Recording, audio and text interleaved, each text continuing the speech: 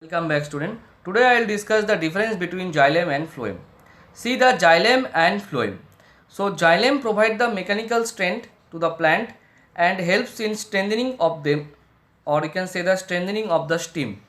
And phloem basically the translocate the synthesized sugars, or you can say that the carbohydrate by the photosynthetic areas of plant to storage organs like roots, bulbs and tubers.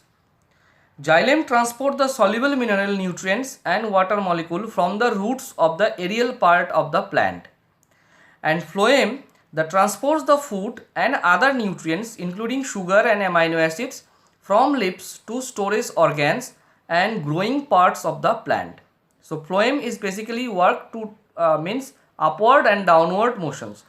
So the total amount of xylem tissues is more and the total amount of phloem tissues is less. They are present in leaves, stems and roots. And phloem they are present in leaves, roots, stems but transport and grow in fruit seeds and roots. This tissues is very important, this point, that is this point is very important. These tissues move in unidirectional, means one directional only forward directions, or you can say that the upward directions, only in one direction in nature.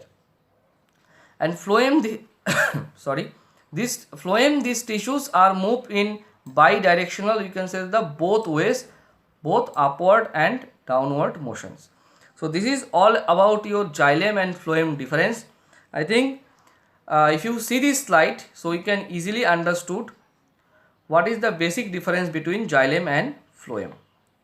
So this all about your plant tissues.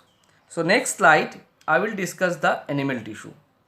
So simply if you see the whole thing, so tissue basically your group of cells that have similar structure and act together to perform a specific functions. Whenever you know these things, many of the cells are combined to form tissues and many of the tissues are combined to form organs. And plant tissues basically two types, one is meristematic tissue, another is permanent tissues. Meristematic tissues are the dividing tissues. Three parts is there: apical, lateral and intercalary. This intercalary portion means the middle portions, or you can say that the stem or it is the internodes part, or you can say that where the stem and the leaves are coming through. And lateral meristems is responsible for the white or growth, and apical meristem is 2 points has been found, one is shoot system, another is root system. And these permanent tissues basically two types, one is simple and complex, or you can say that the simple is combining of two tissues, one is supporting, another is protecting, and the complex tissues basically your conducting tissues. Conducting tissues are two types. This type of questions will come in your exam. Complex tissues means conducting tissues. Conducting tissues basically two types, one is xylem, another is phloem. And the simple tissues is three types: parenchyma, collenchyma and sclerenchyma. And this xylem part carried out, or you can say that it can carried out the minerals and water from the underground and the above part of the plant. And the phloem, the amount of glucose or carbohydrate has been provided by our plants that have been reached out to the whole plant by the two ways, means upward and downward process.